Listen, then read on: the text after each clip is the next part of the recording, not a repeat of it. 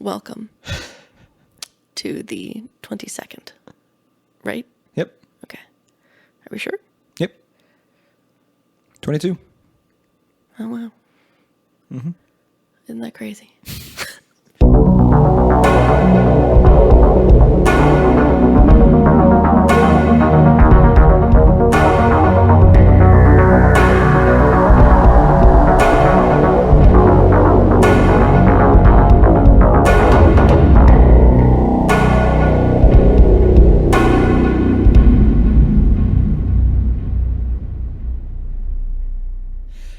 Welcome to the 22nd episode of Beer and Fear. My name is Paige. My name is Zach. I'm a sleepy baby. How was your week, bud? Since you were at my apartment last. Decent. I'm still enjoying work a lot more than I have been because of my schedule. I've reached a new level of laziness. What is oh my God. We've talked about this already. You bring it up every chance you get. Are you sure? Yes. I don't think we talked about this. Yes. You and I have talked about it. Oh, that's a little thing. I'm pretty sure you've mentioned it on your on the podcast before, I don't know. though. But I bought a wireless mouse and a wireless keyboard. And it's like a gigantic lap pad. And it's this, the keyboard hooks up to this lap board thing that sits on your lap while you sit on the couch, so I can play video games. Oh, what did I just do? Okay, we're still recording. So I can play video games on the couch, and I can apparently control what's over there on my computer too. But new level of lazy. I don't really call that lazy. I mean, it's just a different seating position. I don't really understand how that changes anything. Your upstairs neighbor has like a huge ass recliner. I know. Yeah, and he's got a big desk, and he's got 3 monitors that are all different. So I don't know. Dude's got to step up his game. Mm-hmm. He's got more monitors than me, but his setup is kind of lacking. Maybe one's for work, one's for pleasure, and one's for gaming. You know? You think he multitasks like that? Yeah. I wonder what happened to my. Look, I can change colors too with this mouse. I need you to focus. Okay, I don't know why they get a game. So you have a new lap board, so you can play computer games on your TV. Yep. From your couch. Yep. Sounds like a good time. Sounds like it's better for your back. Yep. And I'm looking at getting a bike too. I want to buy a bike so I can start biking when it gets warm out. I can bike to and from work. They're expensive. I got to save up some money if I want a bike. Maybe I should just slow my roll on buying things, though. Oh, what a yawn.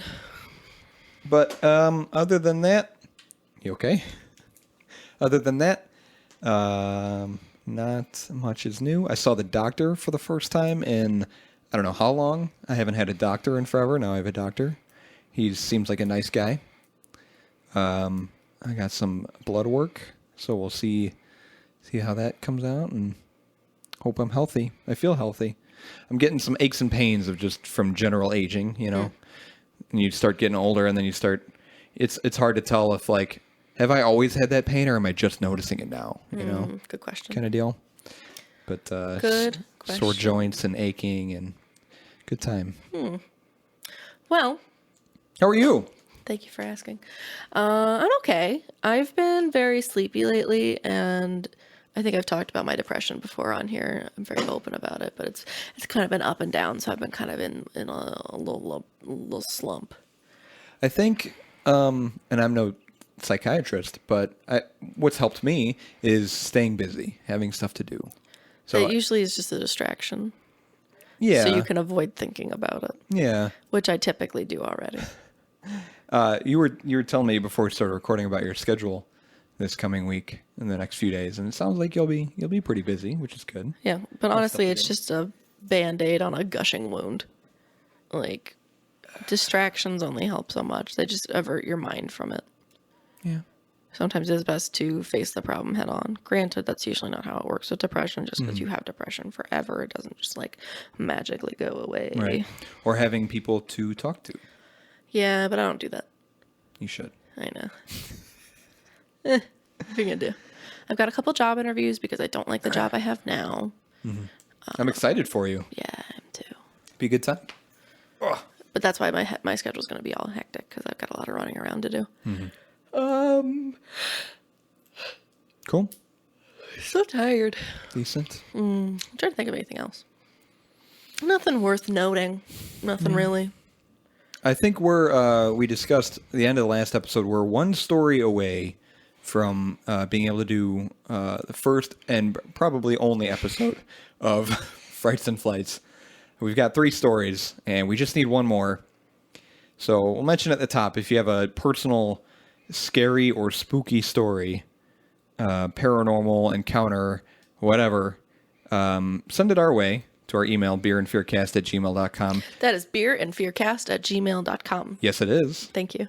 And include a beer recommendation with your story. Please. So just a beer that's available to purchase, that's not a shitty, Try and be creative with your overproduced suggestion. lager. Doesn't need to be a craft beer, but something, something cool. Yeah. And we'll pick up your beer, try your beer, and read your story and shout you out on the show. We just need one more story and we can do it. I'm pretty excited. So I love that positivity. I like the mood lighting in here. Is that moody enough? I mean, my eyes feel a little bit better because they're Good. kind of strained. Good. Driving's been kind of a shit lately. I need to get new glasses, I think. Is your eye doc? Probably. Granted, every time I go yearly because that's like the only one thing I'm consistent on. Like, I'll get a yearly. Being able to see. Yeah, I'll get a yearly physical like every 5 years, but I'll go to the eye doctor consistently. I mean, I feel like it is important to be able to see, right? To go about your day to day. Yeah. Well, let's get into it, I guess. You don't have anything else to add, right? Nope. That's it for me. Nope. This episode, you or I picked. That's right, I did it. Yeah, Paige, Me, 100%. I was the one that did it. Yep. Only entirely on our own volition. No, picked Zach helped me. the topic. And it was perfect because the beer I found, it was the first beer I found. It jumped out right at me. I was like, oh, Ooh. this is perfect. Excited. So this episode 22, is on Sirens. Sirens. Specifically, the fear of loud noises. No, Siren, the mythical creature. The other sirens. Yes, the other kind of white meat. The beer I have for you today is called Beezer. Beezer. Beezer. Beezer. It is from Old Irving Brewing, and let me tell you, I had kind of a difficult time finding information on Old Irving. It was not readily available. Like, they don't have an About Me section on their website. They don't have like a Wikipedia. Never heard of them. Even their Facebook doesn't have anything. It's Chicago based. Wow. The We're only really hitting the nail on the head with these Well, Chicago it's 'cause beers. most craft beers are going to come from Chicago. Yeah, because that's true. we live in Illinois. If we lived in another state, it would be Yes. like Los Angeles. Maybe we need to start traveling. Yeah, maybe. Take beer and fear on the road. Oh, one of my friends is giving me a Korean beer for an episode. Ooh. So I'm excited about Eric that. just sent me a snap. He tried a Korean beer. I asked him where he got it. I can't remember, but I've been wanting to try that. That's fun. Very cool. So I found an article, but I didn't find exactly an About Me. So this article is from like August 10th of 2016. So that's about when they opened their doors. Okay. So they opened it like September of 2016. Head brewer Trevor Rose Hamblin is a culinary expert, or his culinary expertise from working at restaurants like Moto and ING. He's working with Matthias Merges, I think, a folk art restaurant manager. They have like what are they called? I say them all the time. Brew pub? Gastropub? No, they like offer food. Oh, yeah. Brew pub, right? Yeah. Oh. Yeah. Say at the pub. They're doing like, it's like a wood grilled meat thing. Look up Old Irving. It's very cute. Okay. It's very cute. It's hard because the information's like all over the place. Oh, yeah. Brewpub. Yeah. On Montrose Avenue in Chicago. So it's about 8,500 square feet.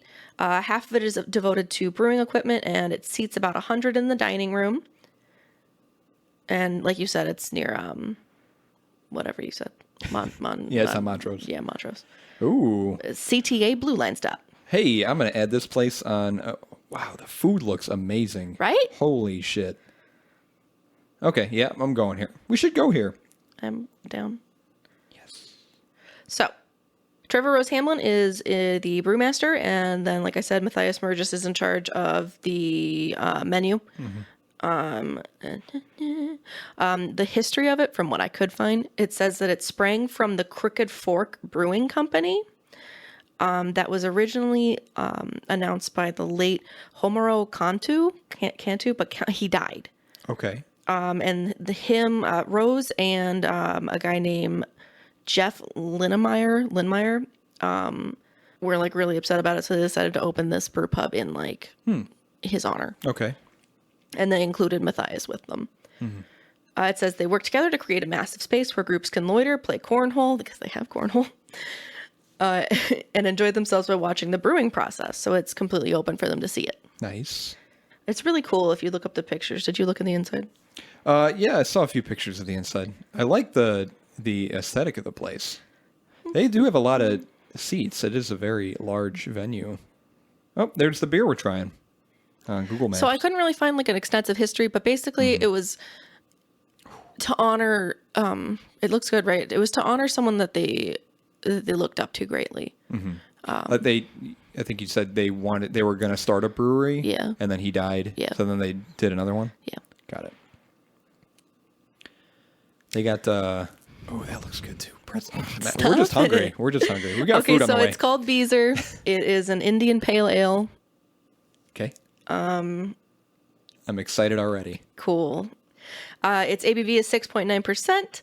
The IBU is 45. It's Citra and Mosaic double dried hopped IPA. And it won a hazy IPA gold medal. Hell yeah. I know I'm going to love this already. It's, like I said, hops are Citra and Mosaic. It's got, which is mostly everything. Citra and Mosaic isn't everything. Yeah, they're pretty popular. But that does cover their grains. It says 2-row carapils, wheat, oats, and caramel are their grains. Cool. On Beer Advocate, it has a score of 93. Fuck yeah. Outstanding. Nice. It is ranked number, out of the style, Yeah. 770. Good. Not bad. Average score, it gets about a 4.23. Also good. And it is year-round. Fuck yeah. I'm excited. Never heard of this place before. Me either. And I definitely want to visit it now. And I already know I'm going to love this beer. So. The review I have, because this time around we actually have a review, it was from Two Beer Dogs. He gave it a 3.9 out of 5. Appearance is a hazy peach-tinged golden swirl of turbidity. Ooh, big words. A fluffy white head leaps 2 fingers high and lazily recedes to an almost milky head. Great retention and consistent lacing. Nose is awash with citrus, zesty orange rinds, pithy grapefruit, floral orange notes, ripe mango, and a mild bready grain note. Flavor follows the nose well. Juicy notes are there, but a mellow ride. Mainly a melange of orange and mango. And here's where the mouthfeel plays along well. Mouthfeel. We're talking about mouthfeel. Lighter than medium, but not thin in feel. But active carbonation helps the orange notes kind of rise and fall in the presence of the mango. Almost like a juice-heavy mimosa, Okay. but not that thick. Overall, a fine hazy, but I might just ask for a tad more follow-through on the flavor that the nose foreshadowed. So it's going to smell real good. I wish I could be one of these people who describes beer in just such depth. Well, it was all run-on sentences. If that helps you feel better. He gave the look a 4, smell a 4, taste only a 3.75, feel 4, and overall 4. Wow. Yeah, like people who describe wine too. It's just People who describe wine are usually just uppity. these adjectives. Well, I mean, it sounds like these craft brew people too. It could be the same kind of person. That's true. I don't know. I can't. And always, oh, it's good. Yeah, it tastes. Oh, I definitely taste the orange Consistently, Yep, orange yeah. is there. Got a weird thing in the back of the throat. It's good. Hey, I'm descriptive. Yeah, we try to be as descriptive as possible, As we're without- capable of being. as the not professionals we are. Get the beer? Yeah, All right. that's it. Beezer. Double dry hopped IPA. Citra Mosaic, Citra Mosaic, Citra Mosaic. Isn't the Citra can art Mosaic, cool? Citra Mosaic. It is. Oh, by the submarine way, guy. I got us a beer for a bonus episode. Nice. It is interesting. Is it also? No. Oh, okay. It is something entirely different. Let me get that smell. Oh, what the fuck? Mm-hmm. Fruit, but also noticeable hop in the smell. What does it remind me of? The Man, the hoppy smell. You talking about Ale Man? Yeah, Ale Man. The Man by Ale Man Brewing. It also kind of makes me think of Sailor's Kush with the citrus. Yeah, the fruit forward. Very much so. I hope it tastes good. It smells great. I bet it's going to taste amazing. All right. Hit me with that clink. That's right. Ooh, that's interesting. You don't get... See, I thought I was going to get fruit first, but you don't get fruit first, at least for me. Well, that's what he said. It was hops first I got and a lot grains. of hop. Yep. And I can kind of taste caramel. Yep. Very, very hop forward. And the fruit kind of sits in the background, but it's not too much, and it's not lacking. It is not overly bitter. I think it's balanced very well. I would agree that I think there should be more notes of fruit, just because it seems like it's kind of a tease with how much it smells of fruit. You would think you'd get a little bit more of that. That review was definitely accurate as far as like definitely more the fruit comes through more in the smell. Yeah, but it's got that bite where you can taste like a decent amount of hops. I don't know why I say bite. It's literally just hops. Yeah, and IBU you said was like 40 something, like high 40s. It's accurate. I think it's pleasant. Again, a little upset about the smell being so citrusy. Yeah, you expect it to be like just like Sailor's Kush, and then there was one other. I'm losing track of all these. There was another fruit forward hoppy beer that we had. I think it was another IPA. Yeah. But definitely more fruit than this is. Which, I mean, with this, I'm not disappointed. Honestly, I'm kind of glad that it was different because it smelled so similar to those other beers that I'm glad that it was kind of like a 360 and they like took you for a little bit of a ride there. It's so good. It's very pleasant. I enjoy it. I'd probably drink it again, which honestly I don't usually say about most like double hopped beers. Yeah. Definitely. Very pleasant. Yeah, the fruit does kind of sit behind the hops and the wheat. I'm kind of like grain. trying to like hold it on my tongue so I can kind of like taste out the fruit to just be like, where's the mango? You do get a little bit in the aftertaste also. Maybe my burp will tell me more. A little bit of fruit in the burp. You're right. Mango-ish. Yeah. Mango burp. This is good. Definitely putting this above last week's. Yeah, I would too. So But mine's at like an 8. where are you putting this? I give this one like a 5. I feel a little bit more strongly about this one. This is, I don't know if you said it's ranked 4,115 across all beers. I did not. I just did the style. I forgot to read that one. Which I think is... I would say it's very impressive.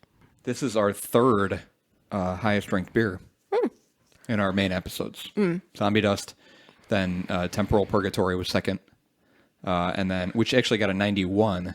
This one has a 93, and it's ranked higher, or it's ranked. The score is higher, but it's ranked lower, 4115. It's good. So there's a lot of Greek in this section in my research. The language? There's some Greek words. Okay. I'm going to do my best to try and pronounce these, but I'm just a forewarning, I'm going to fuck a lot of words up. I believe in you. And we're just going to go with it. I got about 3 pages, so it is quite a bit. I'll try and move through it kind of quick. So, according to Greek mythology, sirens were dangerous creatures who lured nearby sailors with their enchanting music and singing voices to shipwreck on the rocky coast of their island.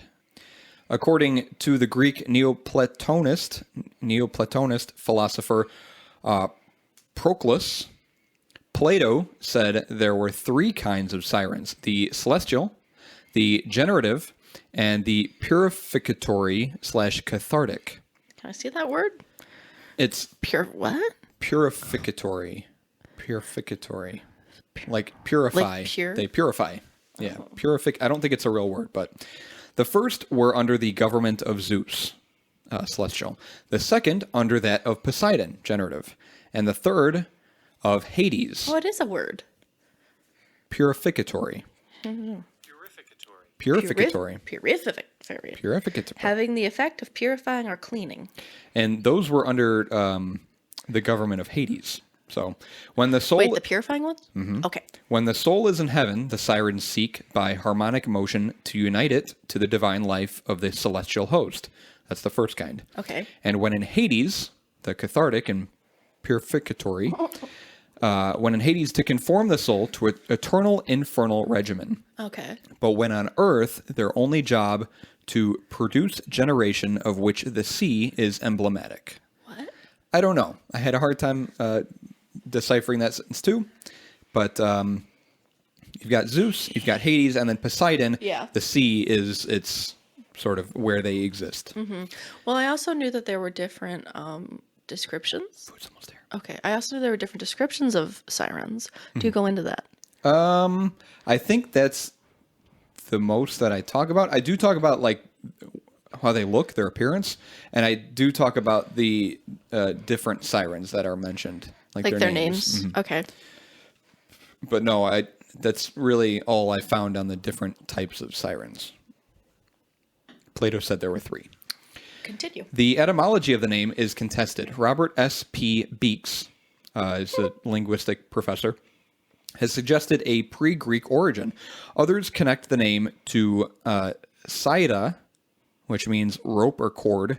It's a Greek word. Okay. And aidu, which means to tie, join, or fasten, resulting in the meaning binder or entangler, i.e. one who binds or entangles through magic song.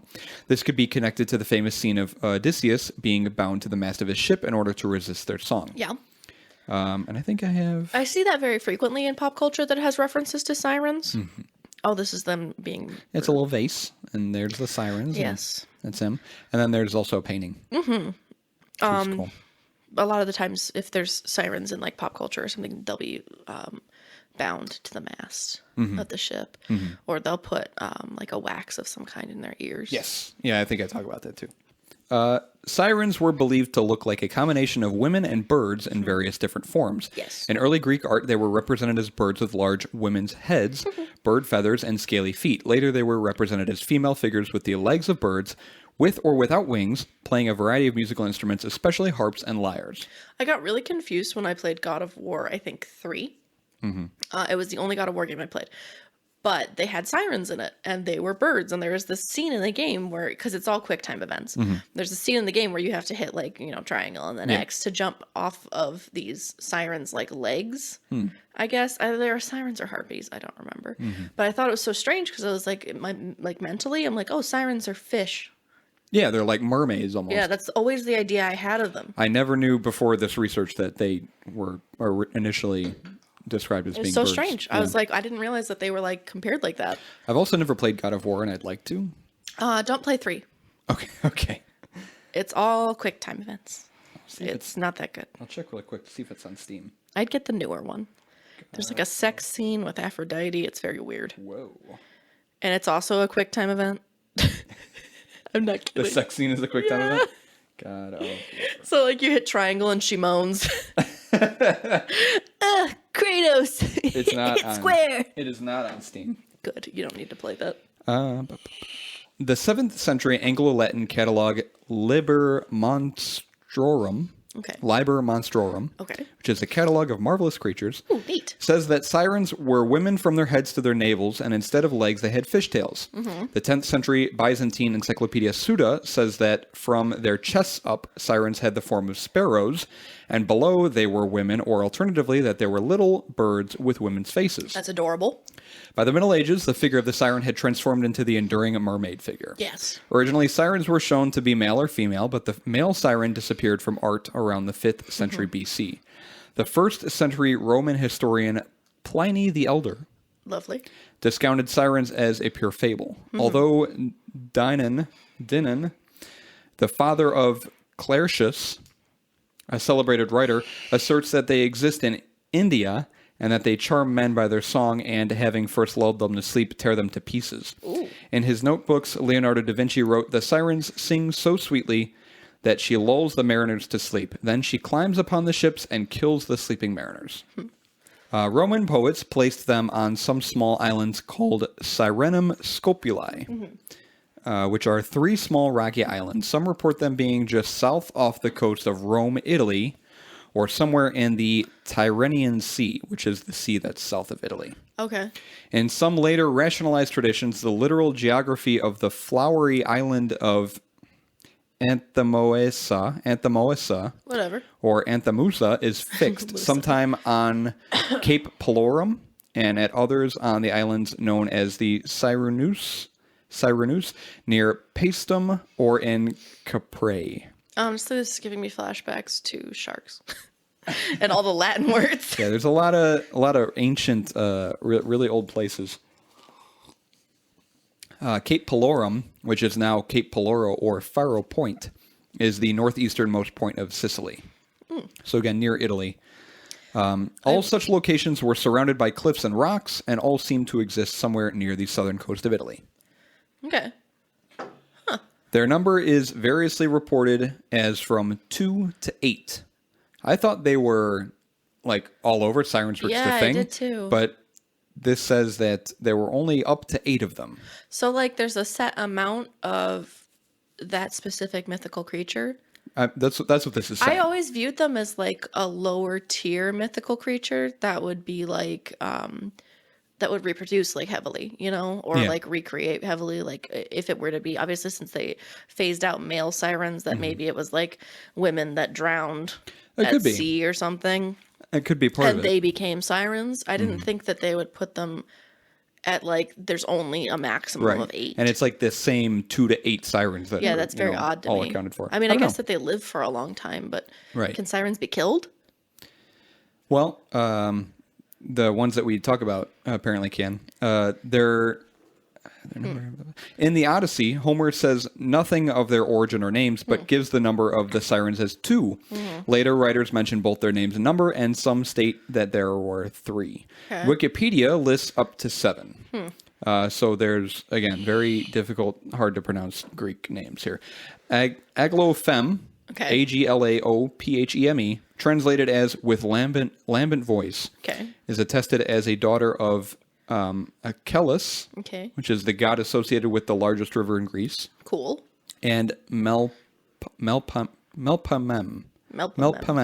My favorite one. Melpomene, which is known as the muse of tragedy. So Achilles and Melpomene had this siren, birthed this siren, and a few others we'll talk about.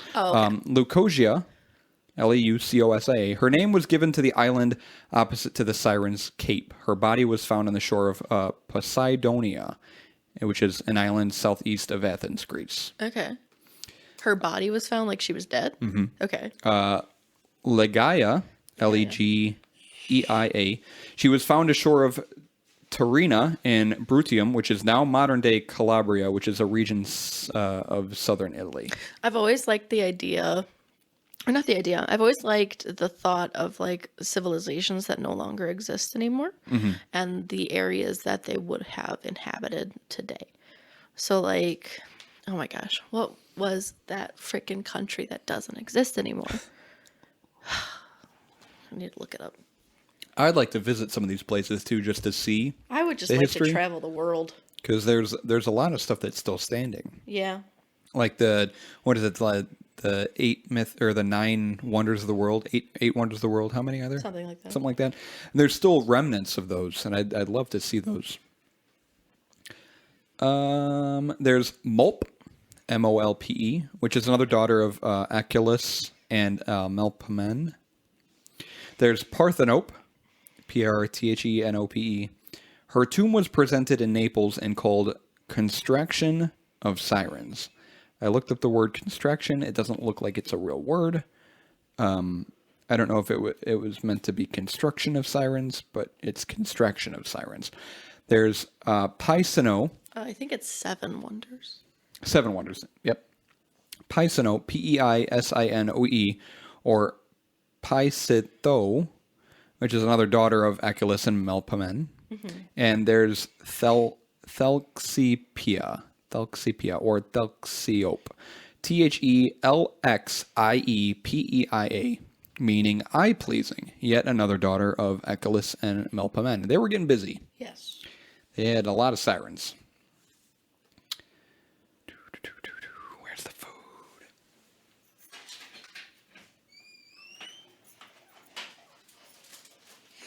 Oh, fuck yeah.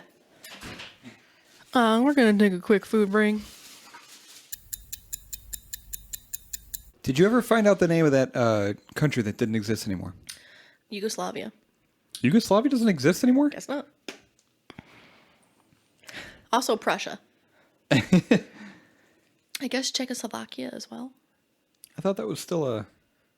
Oh, Czech Republic. Yeah. But Prussia was the original one I was thinking of. And then Yugoslavia came up and I was like, oh yeah. So, there's some mythological stories here that I got from the wikis. There's the mythology of, what is it?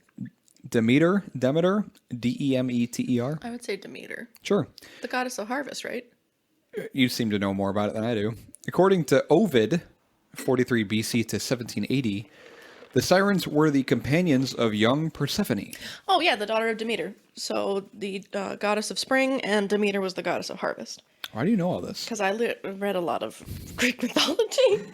Demeter gave them wings to search for Persephone when she was abducted by Hades. Because she ate the pomegranates that he offered her. Oh, this is all stuff that wasn't included in this. Did you never know about the story of Persephone and Hades? I've read about it before, I think in high school. Maybe I spark noted it. It's probably, something I may have spark noted. He fell in love with her and kidnapped her into, I think it's called Tartarus. I think that's what it is. What their hell is. And, like, schmoozed her.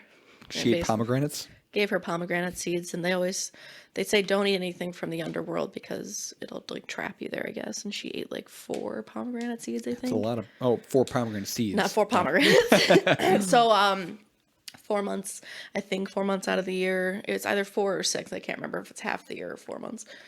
She has to spend her time in the underworld with Hades, and the other half she's on. Huh. The more you know. Is that why pomegranates are an aphrodisiac? Are they? I Pretty sure. can't say I've ever been turned on by a pomegranate. However, the fabulae of Hyginus, 64 BC to 1780, had Demeter cursing the Sirens for failing to intervene in the abduction of Persephone. According to Hyginus, Sirens were fated to live only until the mortals who heard their songs were able to pass by them.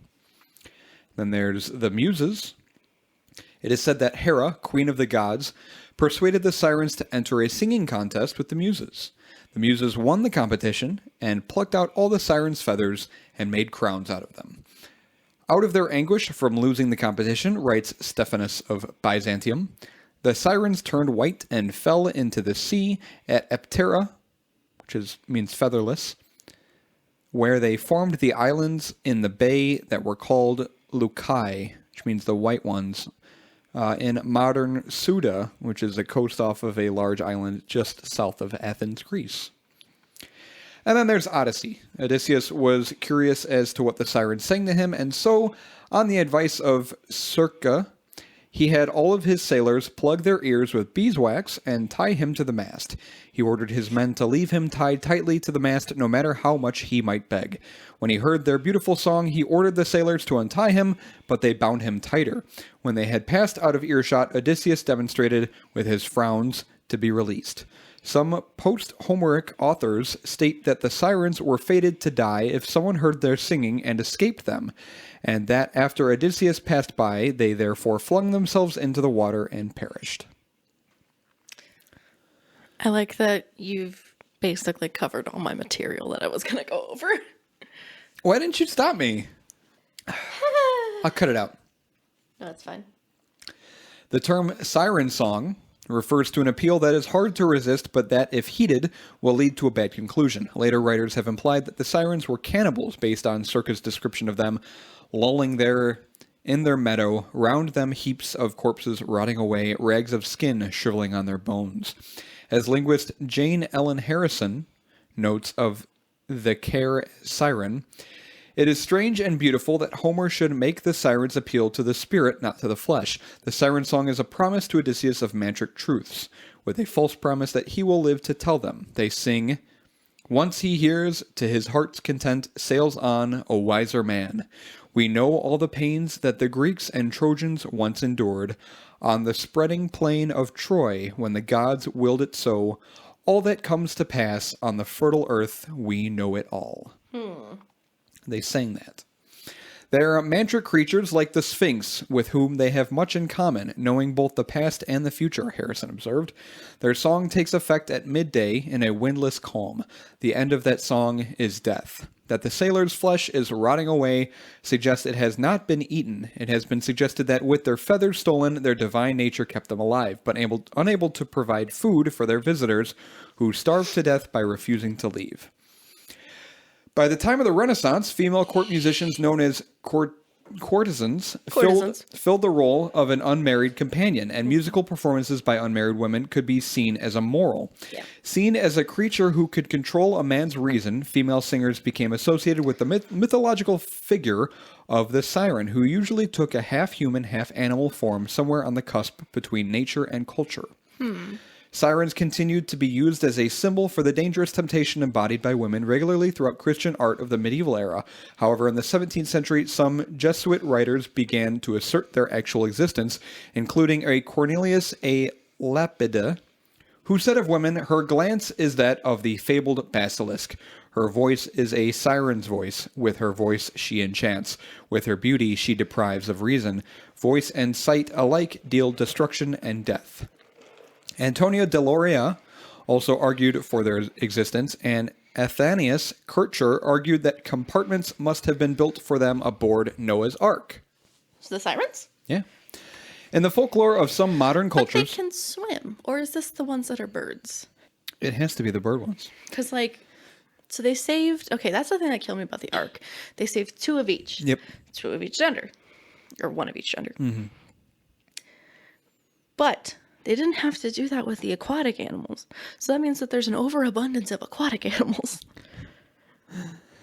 And that's assuming that every male and female version of that animal species would be able to successfully copulate and have offspring. Can we also consider the fact that they're all products of incest then? Just like humans, if you followed the Bible. Yep. And that's assuming that each animal species had a successful birth. Yeah, you don't know what their uteruses were like. Yeah, maybe there were, maybe he has miscarriages. And poorly performing sperm. Exactly. I don't think you check the sperm count on a lion. I don't know. Yeah, Noah's assumptions were pretty wild. In the folklore of some modern cultures, the concept of the siren has been assimilated to that of the mermaid. For example, the French word for mermaid is sirène. Ooh. Sirène. Say that again. Sirène. Oh my god. Oh my god. I wrote the pronunciation here in parentheses. It says sirène, but that throat R sound. So I would know how to say it. Throat R sound. Sirène. I don't speak French. I don't either. Chelsea does. Really? Yeah. Like fluently? Pretty decently. I think she also did Spanish too. Oh, wow. And similarly in certain other European languages. Fun fact, the English word siren, referring to a noise-making device, derives from the name. So that's how sirens got their name. We learned that, and then last episode we learned how coconuts got their name. And coconuts. That's it. That's all I got. Fucking finally. Jesus. I thought you'd never stop. Thank you for sharing that. That was all very interesting. That's me. I enjoyed that. I never stop. Oh no, I have to wait for my fucking thing to load. Okay, so Zachary stole my thunder with some of the stuff I was going to go over. I can cut it out. No, it's okay because I found something else to go over very quickly. I'm going to go over famous sirens from history. Cool. Like you did, but A little more detail. a little more detail. Mm-hmm. Maybe stuff I didn't include.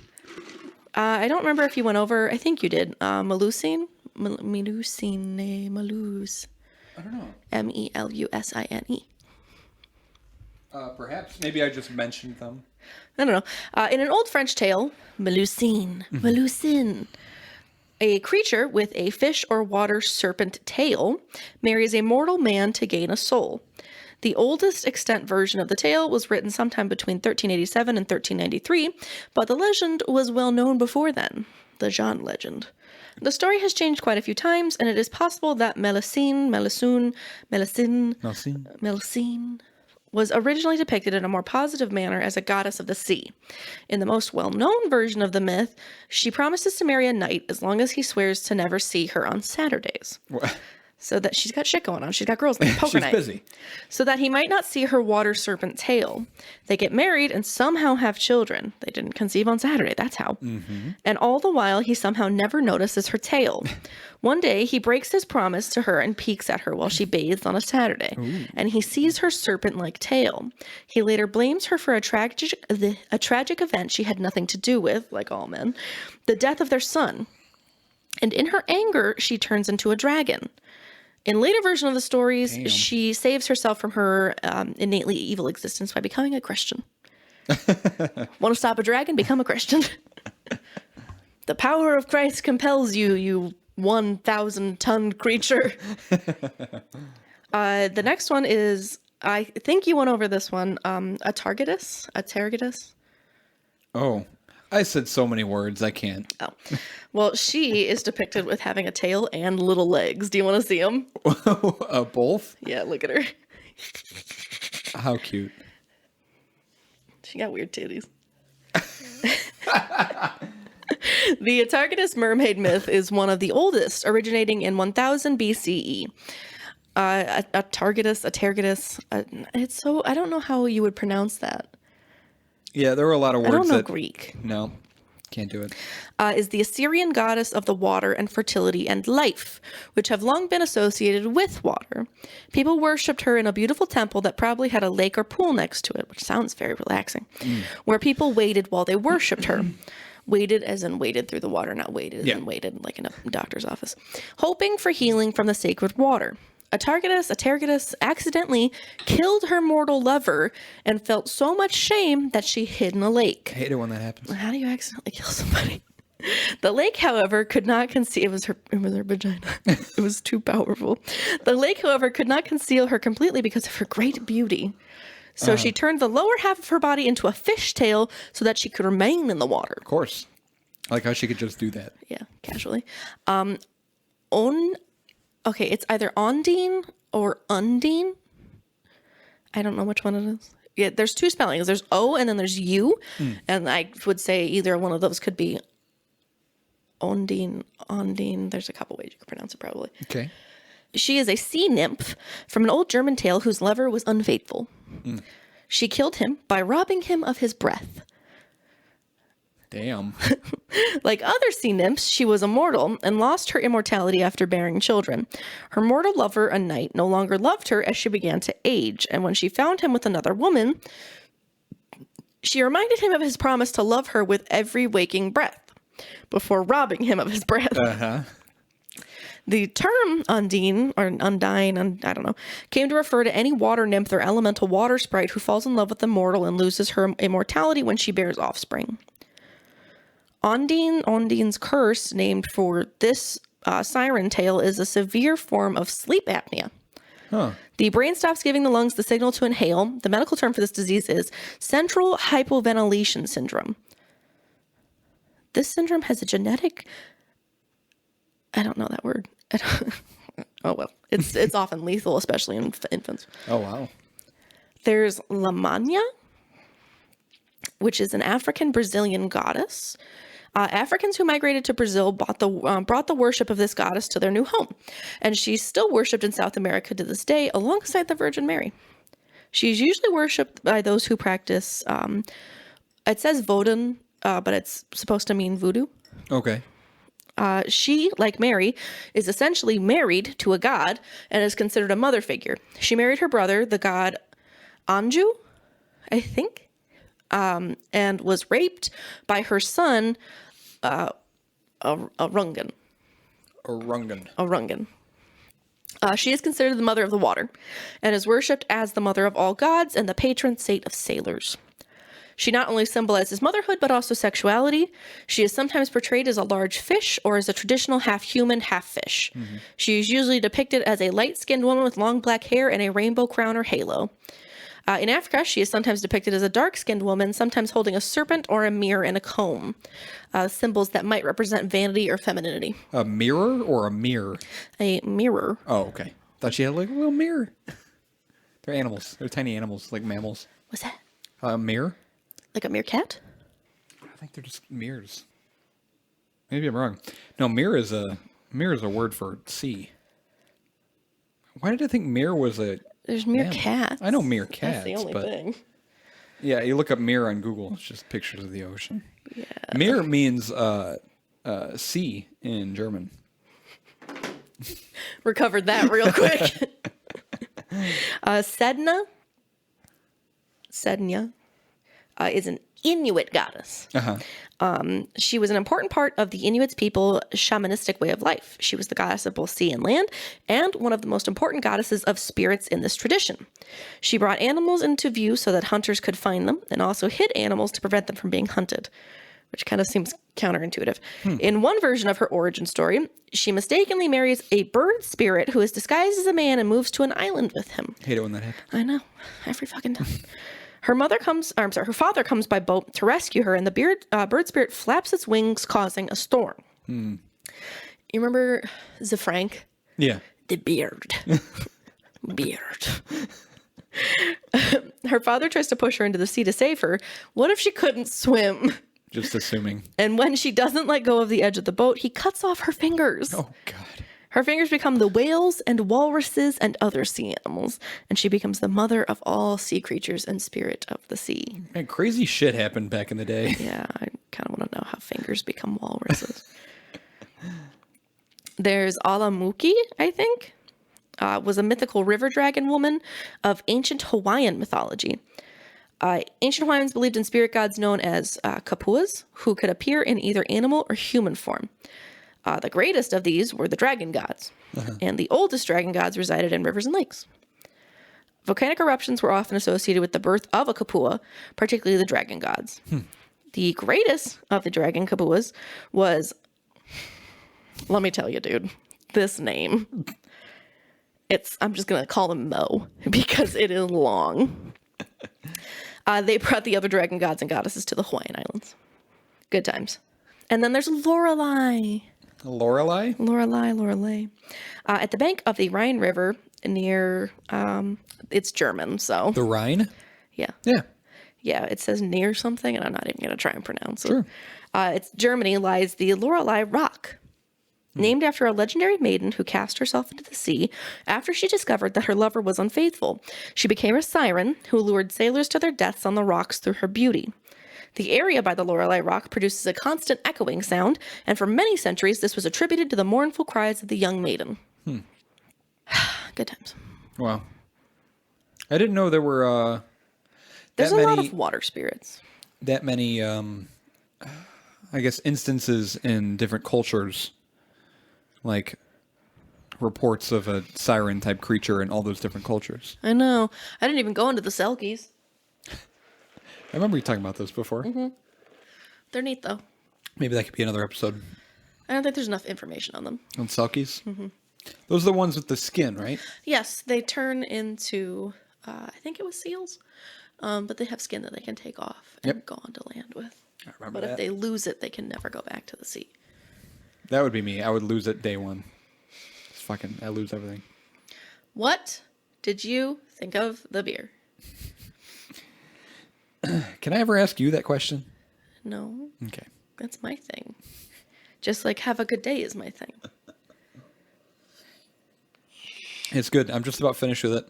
I like it because it was different. I finished mine already. It was not. It didn't really align with my expectations. Not at all. And I was definitely expecting something more fruit forward, like the other fruit forward IPAs that we've had in the past. But this is definitely the grains and the hops are the first thing you taste.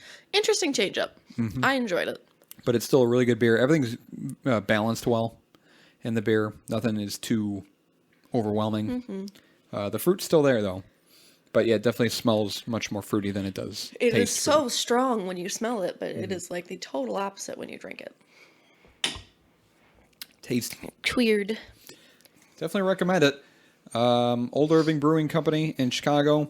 If you see a can, if you're out at Benny's or Jewel or wherever you get your beer, you see a can of Old Irving, pick some up. This is Beezer, but I definitely want to try some of their other ones, and I definitely want to visit their brew pub in Chicago.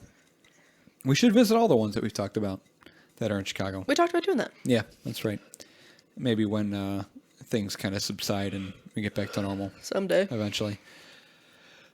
We mentioned at the top, beerandfearcast@gmail.com is our email where you can send us nice letters and show your appreciation and admiration and say, hey, I listen. Or don't. Hey, It's I up to you. listen. Or your stories, if you've got a story for Frights and Flights. Send it our way with a beer recommendation.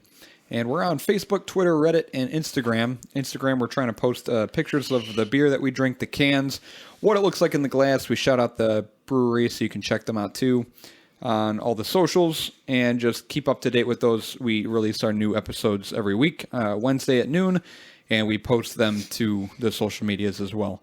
We're on every popular podcast platform, including YouTube. It's not a podcast platform, but we're on YouTube. If you're not into the podcasting thing, you can still listen to our stuff on YouTube. And Podbean is our website, who hosts our podcast. And every single week we have our pictures and all of our media that we talk about. We'll have pictures about the Sirens and stuff like that for this episode on there as well. No, I just want to make sure I cover all my bases for those who are still listening and interested in checking us out. Okay, anything else? Besides that? Nope, that's it. Okay, have a good day. Have a good day. We're going to eat some macarons. Is it macaroons or macarons? Macaroons are the coconut. Oh.